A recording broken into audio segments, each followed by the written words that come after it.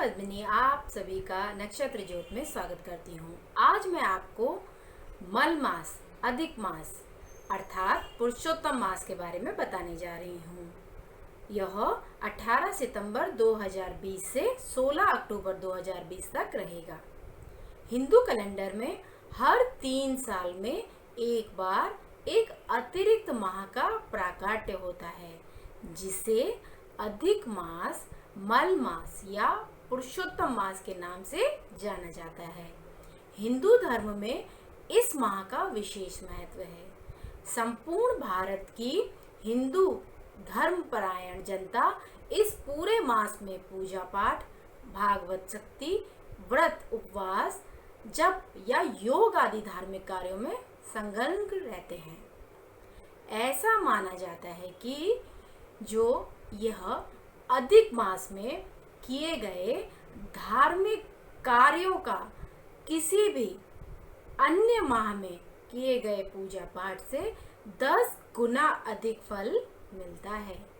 यही वजह है कि श्रद्धालु जन अपनी पूरी श्रद्धा और शक्ति के साथ इस मास में भगवान को प्रसन्न कर अपना यहलोक तथा परलोक सुधारने में जुट जाते हैं। अब सोचने वाली बात यह है कि यदि यह माह इतना ही प्रभावशाली और पवित्र है तो यह हर 3 साल में क्यों आता है? आखिर क्यों, किस कारण से इसे इतना पवित्र माना जाता है? इस एक माह को 3 विशिष्ट नामों से क्यों पुकारा जाता है? इसी तरह के तमाम प्रश्न स्वाभाविक रूप से हर जिज्ञासु के मन में आते हैं। तो आज ऐसे ही कई प्रश्नों के उत्तर और अधिक मास को गहराई से जानते हैं। सबसे पहले बात करते हैं कि हर 3 साल में ही अधिक मास क्यों आता है। इसके बारे में हम जानते हैं कि जो अधिक मास होता है वह वशिष्ठ सिद्धांत के अनुसार भारतीय हिंदू कैलेंडर सूर्य मास और चंद्र मास की गणना के अनुसार चलता है। अधिक मास चंद्र वर्ष का एक अतिरिक्त भाग है जो हर 32 माह 16 दिन और 8 घड़ी के अंतर से आता है। इसका प्राकट्य सूर्य वर्ष और चंद्र वर्ष के बीच अंतर का संतुलन बनाने के लिए होता है। भारतीय गणना पद्धति के अनुसार प्रत्येक सूर्य वर्ष 365 दिन और करीब 6 घंटे का होता है। वहीं चंद्र वर्ष जो होता है वह 345 दिनों का माना जाता है। दोनों वर्षों के बीच लगभग 11 दिनों का अंतर होता है, जो हर 3 वर्ष में लगभग 1 मास के बराबर हो जाता है। इसी अंतर को पाटने के लिए हर 3 साल में एक चंद्र मास अस्तित्व में आता है, जिसे अतिरिक्त होने के कारण अधिक मास का नाम दिया गया है। और यह इसका वैज्ञानिक तथ्य भी है कि ऐसा क्यों होता है। मल मास क्यों कहा जाता है इसे, इसके बारे में भी आज मैं आपको बताती हूँ। हिंदू धर्म में अधिक मास के दौरान सभी पवित्र कर्म वर्जित माने जाते हैं। माना जाता है कि अतिरिक्त होने के कारण यह मास मलिन होता है। इसीलिए इस मास के दौरान हिंदू धर्म के विशिष्ट व्यक्तिगत संस्कार जैसे नामकरण, यज्ञोपवीत, विवाह और सामान्य धार्मिक संस्कार जैसे गृह प्रवेश, नई बहुमूल्य वस्तुओं की खरीदारी आदि आमतौर पर नहीं किए जाते हैं। मलिन मानने के कारण ही इस मास का नाम मल मास पड़ गया है। मल मास, जैसा कि आप नाम से ही समझ पा रहे होंगे। अब इसी मास को पुरुषोत्तम मास भी कहा जाता है। तो यह नाम क्यों पड़ा इस पुरुषोत्तम मास, तो यह भी आज मैं आपको बताती हूँ। अधिक मास के अधिपति स्वामी भगवान विष्णु माने जाते हैं। पुरुषोत्तम भगवान विष्णु का ही एक नाम है, इसीलिए अधिक मास को पुरुषोत्तम मास के नाम से भी पुकारा जाता है। इस विषय में एक बड़ी रोचक तथा पुराणों में पढ़ने को मिलती है। कहा जाता है कि भारतीय मनीषियों ने अपनी गणना पद्धति से हर चंद्रमास के लिए एक देवता निर्धारित किए। क्योंकि अधिक मास सूर्य और चंद्रमास के बीच संतुलन बनाने के लिए प्रकट हुआ, तो इस अतिरिक्त मास का अधिपति बनने के लिए कोई देवता तैयार नहीं हुआ। ऐसे में ऋषि मुनियों ने भगवान विष्णु से आग्रह किया कि वे ही इस मास का भार अपने ऊपर ले। भगवान विष्णु ने इस आग्रह को स्वीकार कर लिया और इस तरह यह मल मास के साथ ही पुरुषोत्तम मास भी बन गया। अब आपको बहुत अच्छे से पता चल गया होगा कि इस ही मास को, अधिक मास को ही पुरुषोत्तम मास भी कहते हैं। अब इसके पीछे जो अधिक मास के पीछे जो पौराणिक कथा जो छुपी हुई है वो भी जो मैं आज आपको बताती हूँ। पौराणिक आधार जो है अधिक मास के कारण पुराणों में बड़ी ही सुंदर कथा सुनने को मिलती है। यह कथा दैत्यराज हिरण्यकश्यप के वध से जुड़ी है। पुराणों के अनुसार दैत्यराज हिरण्यकश्यप ने एक बार ब्रह्मा जी को अपने कठोर तप से प्रसन्न कर लिया और उनसे अमरता का वरदान मांगा। चूंकि अमरता का वरदान देना निषिद्ध था, इसीलिए ब्रह्मा जी ने उसे कोई भी अन्य वर मांगने को कहा। आपको तो पता ही है कि ब्रह्मा जी जब खुश होते हैं कोई भी वरदान दे देते हैं, लेकिन अमरता का वरदान कोई भी किसी को नहीं दे सकता।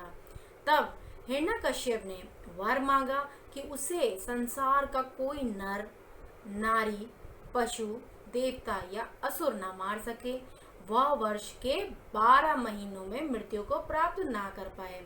जब वह मरे तो ना ही दिन का समय हो ना रात का, वह ना किसी अस्त्र से मरे ना किसी शस्त्र से, उसे ना घर में मारा जा सके ना ही बाहर मारा जा सके। इस वरदान के मिलते ही हिरण्यकश्यप स्वयं को अमर मानने लगा और उसने खुद को ही भगवान घोषित कर दिया। समय आने पर भगवान विष्णु ने अधिक मास में नरसिंह अवतार यानी कि आधा पुरुष और आधे शेर के रूप में प्रकट होकर शाम के समय देहरी के नीचे अपने नाखूनों से हिरण्यकश्यप का सीना चीर कर उसे मृत्यु के द्वार भेज दिया।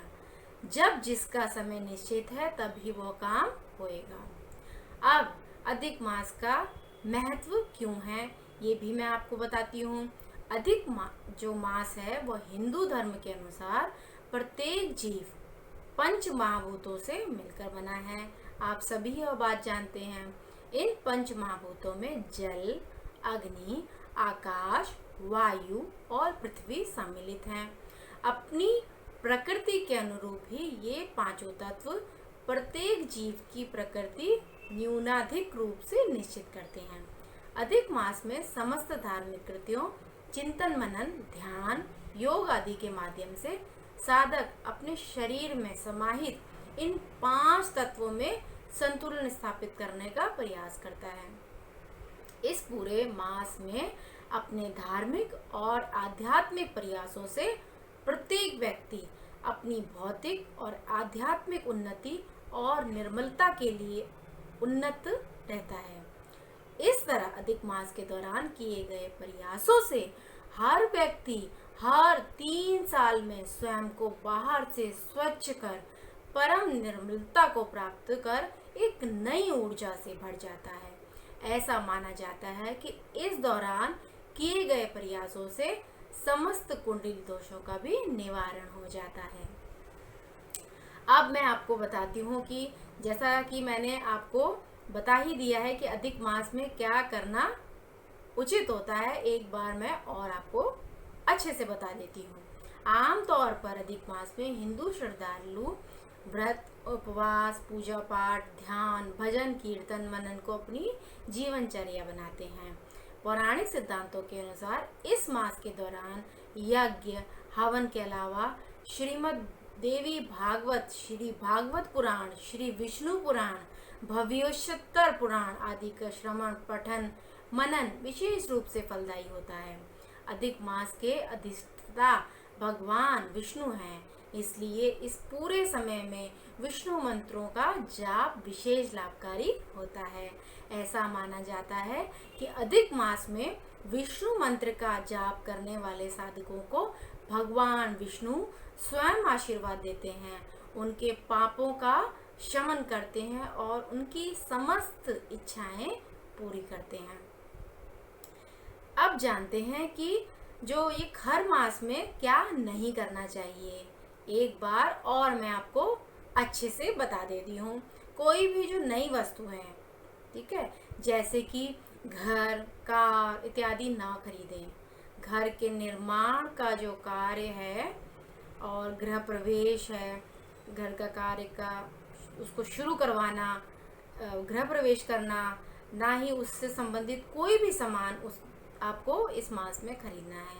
कोई भी शुभ कार्य जैसे विवाह और सगाई, मुंडन आदि भी ना करें। इस वीडियो को लाइक, शेयर एंड सब्सक्राइब जरूर करें। वीडियो के नोटिफिकेशन बेल आइकन को जरूर प्रेस करें।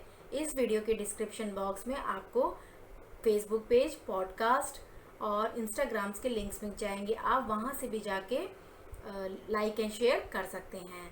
ऐसे ही रोचक जानकारियों के साथ मैं अगले हफ्ते आपको और मिलूंगी। तब तक के लिए धन्यवाद।